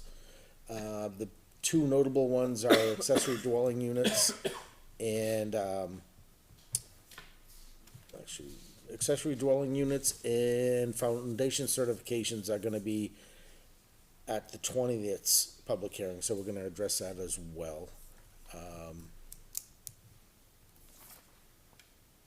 Is it, Yeah. can you tell me what is the square footage of the ADU, the new warrant article that they're proposing? So the proposed is 1,200 square feet, and it cannot exceed 75% of the existing living space that's already there. So what we don't want is if you have a small house, like an old ranch that's been around for the 40s, and it's 1,200 square feet, you can't have a 1,200 square foot. I was gonna say, what is the ADU. minimum size of a house that has to be built on a lot here in Litchfield? Does anybody- Matter. I don't think that matters. I don't think there is one. It doesn't matter. Not for the original house, yeah. But we are like, for that reason, if the house is, we don't want the ADU bigger than the house. Now, Londonderry has it where there is no specific requirements as long as it's 40%. So you could have a 10,000 square foot house, you could have a 4,000 square foot ADU. But if it's a 1,200 square foot house, how do you have a, 400 square foot ADU? So what we're proposing is 1,200 square feet, 75% of the existing living space, it cannot exceed. But we're also putting in definitions where it's gonna be how your home is measured, it's gonna be the envelope, or it's gonna be the foundation. So this increased by 300 square feet, is that what happened? Was it 950 that the, Yeah, we're going was with 950, 950. but the problem we were running into is people coming in saying they're too small. What about stairways? What about this? What about that? It's all living space. It's all living space, and that's what we said, it would be make it 1,200. Our representative didn't like it because they believe the state set it at 950, and they think it should stay there. And we're also allowing 2 bedrooms, but there will be small bedrooms. So that's what's gonna be We're for, going beyond what the state requires. yes, the state minimum, the state suggested 950, we're gonna go with 12. Most towns around here are adopting 1,200, seems to be the common, So I could do, based on the 75%, I could do 1,200 square feet. yeah. And that'll give you, Pierre brought in some, drawings of the houses, he's been doing a lot of ADUs, and you can kinda see, like, depending on how it is, if it's just a square box, it's easy, but when you get roofs and you get stairways, it really cuts into the, I know when I did my ADU concept, it was hard to fit in 1,000 square It feet. is. yeah, very hard. And it was very, very hard. And, And then we also had someone come in saying that their ADU was gonna be 936 square feet, but then you pull out closets, you pull out this, you pull out that, and it ended up being 1,100. So, you know, we don't want that ambiguity, we want precision. So on Tuesday, January 20th, there will be another public hearing on ADUs. What does that do with septic? You have to, it used to be based off the number of bedrooms, right? Septics, Septic has to be By bathrooms. upgraded? so right now, you can tap into your existing septic, but you have to have a plan in place if it fails. It has to be So if filed. you have a 3-bedroom house today and you add an ADU with 2 bedrooms, you can keep your existing septic? Yep. You don't have to have a 5-bedroom septic anymore? Nope. But you if have it to have, fails, then you have to replace it with a 5-bedroom? yes, you have to have, the plan has to be already filed and existing to say what you would do if it fails, when and if it fails. What's the state law say? Do you have to have 1 per bedroom on an ADU? It's just It's the. bathrooms, right? Right, it's bathroom. it's bathroom. They go by bedroom, but It's bathrooms, cause I. It used to be based on number of bedrooms back in the old days. It did, no, but kids then do. it changed, even when we bought I don't here. know. But yeah, How that works. that was a They question, had to put a. they had that to was the put a- concern, our rep was saying that you're gonna have, every house can have an ADU. They had to go What by is the that gonna size do of to the bedroom. water quality, No. what How about the many septic, bedrooms, too? people don't Oh, so that's new. maintain it.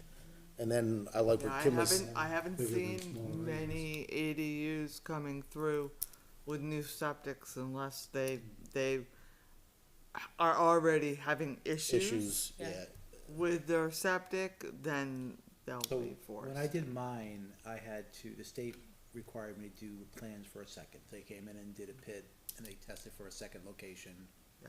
And that's what the requirement was. You, so in kind, it's fine the way it is. If it fails, you have to now move it to there to fund the rest of the house. and the other concern Kim just brought up is we don't want someone deciding that it's just gonna turn it into rental income, or a corporation buys a house, now all of a sudden they have 2 rental spots. Right.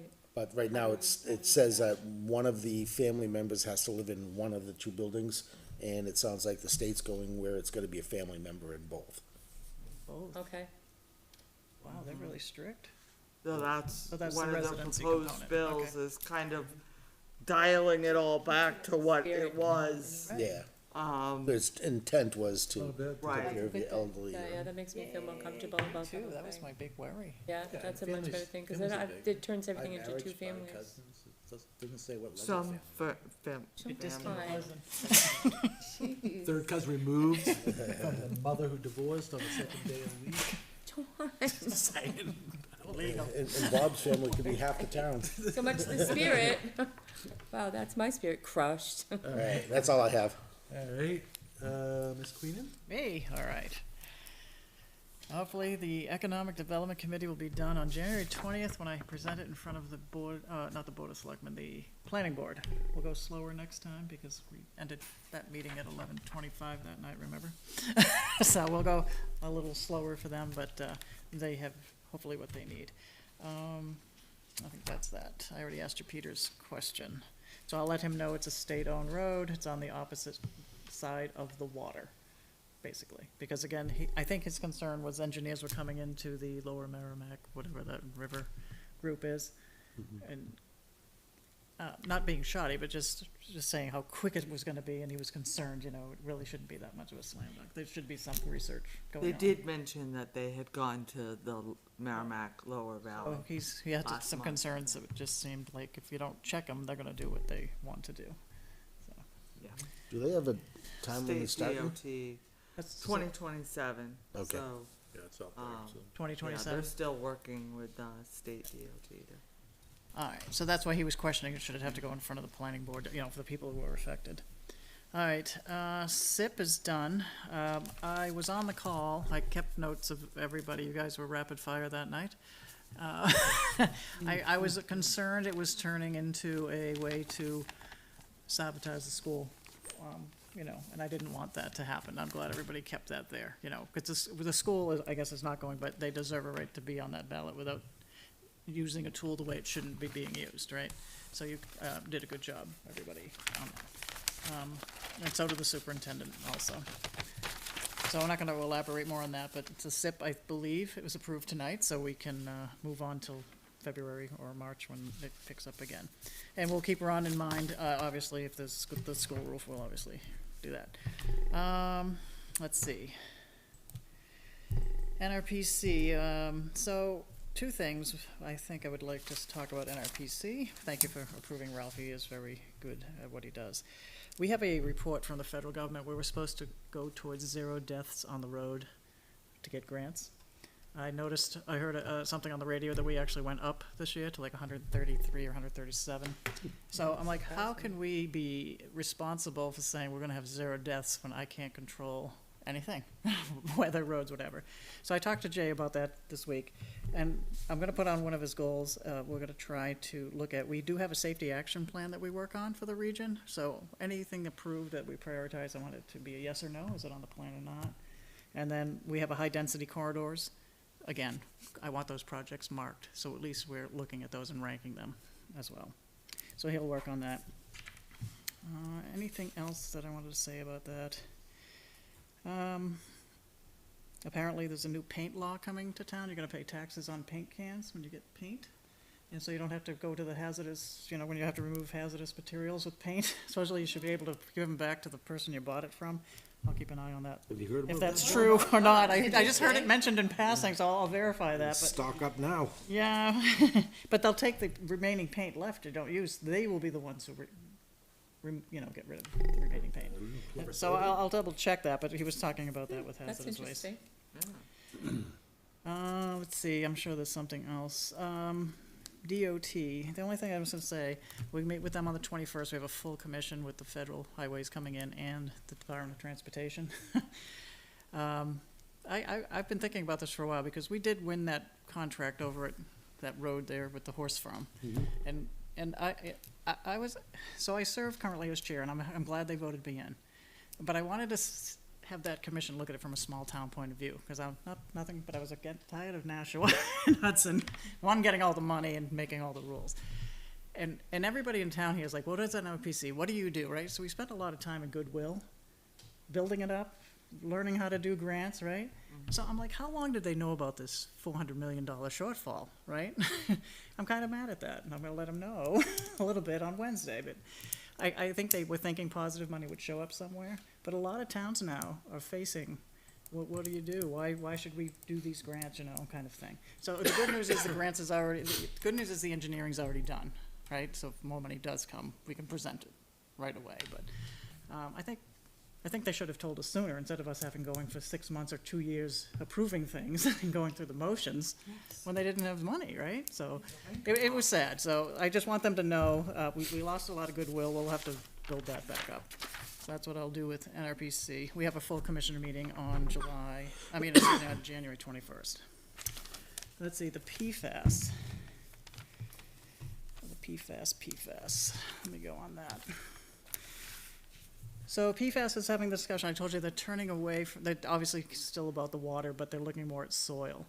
So they're saying planning boards in the 66-mile radius that are affected. The Saint-Gobain building's been torn down.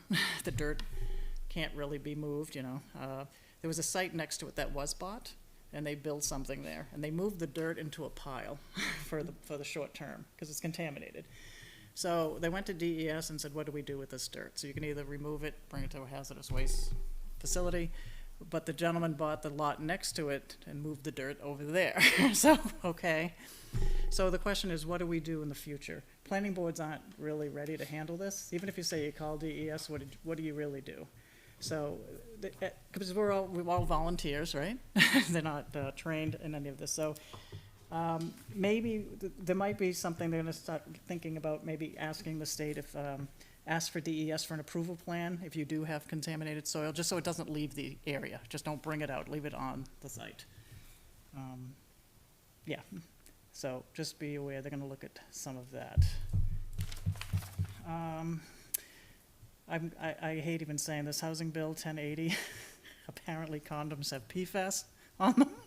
So there's a bill in the State House about that. For sure. 1080. So any lubricant with that on it. We're now at PG-13. So anyway, Rated it's R not just the content. soil that's doing you in. And also apparently we're importing a lot of PFAS into the state anyway with just commerce in general. So anyway, there's a bill up the hill with that. I don't know what that is. All right, and I don't want to know either. It's there. So it's a health issue. Anyway, I think that's all I have for that. There. Do I have anything else? No, we did all that today. Let me just see if I left anybody off. The 250th meeting is Thursday, right? Is it Thursday? Well, I'm waiting to hear if that's what happens. We did have the chair of that 250th committee is going Yes. to be out. Right. So I'm not sure if Corey's stepping in or. Okay. Oh, we had the vice. We have a vice chair as well, yeah. Okay, so if it is meeting, it is Thursday, right? Is It it would be usually at the after fire station? Heritage, yep. Mr. Stapleton asked us to schedule it. Hmm? Mr. Stapleton Oh, he did, okay, asked good. us to Oh, good, schedule I it was at- waiting at to the hear, fire I station. heard the one mean- part of it, and then didn't hear anything else. I was Oh. kind of been waiting to hear, so thank you. It's coming up quick. I mean, it's already January, right? It's 6 months. They've scheduled out, the fire station for the third Thursday of every month from now to July. Perfect. And then I did hear something very good about Jolly World. I haven't been there personally, but I heard wonderful things. There was a person on the planning group and said that the flagging and the parking was awesome and they had a great Yes. time. And I and did I as say for well. local business, wonderful. I'm very happy for them. Yeah, I also went and checked it out for the first time. I wanted to wait until the grandkids, like, pulled me through, which is exactly what happened. Gigi, we have to go, and I was like not expecting the amazing sight that it was, so. It was really good. It's gonna be more next year, yeah. They improved, I guess, people that went last year said it was amazing from last year, and the music is good in it, it's Christmas music, and, Nice. yeah, it's very nice, and I don't think it's causing the problems that Spooky Road may have caused in the past either. But the parking was stellar. It was excellent. Great. Yeah. Anything else? I think that's enough. Ms. Plansky? I attended the conservation meeting last week, and they are the same board they always are. They've got a million things on their plate of things to do. There was some discussion about the swans on Dara. They were able to chip those out of the ice and store them till next year. They've been so successful at reducing the amount of geese on the pond and the refuse that they leave there, that another town is asking for our advice on what we've done to make that change in the water. They can't have George. It's not gonna happen. No, George isn't for sale. They can't have George. No, George George is and Matt, ours. yeah. George is 100% ours. There was discussions about what they want to do next year. It was kind of a wind down meeting, like quite a shorter one like ours this year. There was conversation about the land, which I already contributed that to the conversation. They're very concerned about what happens to the land that's on that brook there, on the river rather, and the erosion of the banks that we're seeing all over the Merrimack. So that's, and then next week I have the Heritage Commission, and also then after that, the 250th. Nice. Mr. Leary? Rec meets tomorrow. We're gonna need to get another new member because Jeff Town announced he will be leaving the rec department. There's too much going on with work and everything, and he's having a hard time making meetings. So we want to thank him for his time. He's been a pretty good, addition to that committee. So we'll be looking for some new people. That's it, Okay. till tomorrow. Yeah. All right, and I had, budget committee was last week. The voting went as we would have expected. They obviously, due to the tax cap, weren't able to approve some of the warrants that we wish they'd be able to, but that's a tax cap issue. It's not that they're not supportive, they're actually very supportive of most of them, but not all of them. I'm sure they'll speak to that during the budget hearing. The budget hearing is this Thursday, the 15th, at 7 o'clock at CHS Auditorium, so if you're interested in the budget, please either tune in or come on down. And there was no emergency management meeting, so that was it for me. I think that's it for myself, yeah. Are we supposed to be at the budget meeting as a board? She's shaking her head, yes, you'll see. In past years, it's been very sporadic. Bob's always been there. There was always, there was always someone coming, Yeah. so. Um, I'll be there, obviously, and yeah, When is so this? Which- from the next- town, this Thursday? department heads have always been there, and myself, so. yeah, I'm obviously feel free to come, right? There is no formal action from the board, but, yeah. Alright, I don't think we have anything else on our agenda this evening, right? We have no non-public, we're clean. I didn't make the 8 o'clock window, but we're close. I missed that announcement, I think. Yeah. So our next meeting for the board will be January 26th on Monday at 6:30 PM here at the town hall. As I said earlier, budget hearings on Thursday, the 15th, 7 PM, CHS Auditorium. Please plan to attend or watch. As always, our meetings are broadcast. If that's everything, I will take a motion to adjourn. Do I have a second? Second. Motion made by Mr. Leary, seconded by Mr. Gannon. All in favor, say aye. Aye. As I said, it concludes. Have a good evening, everybody.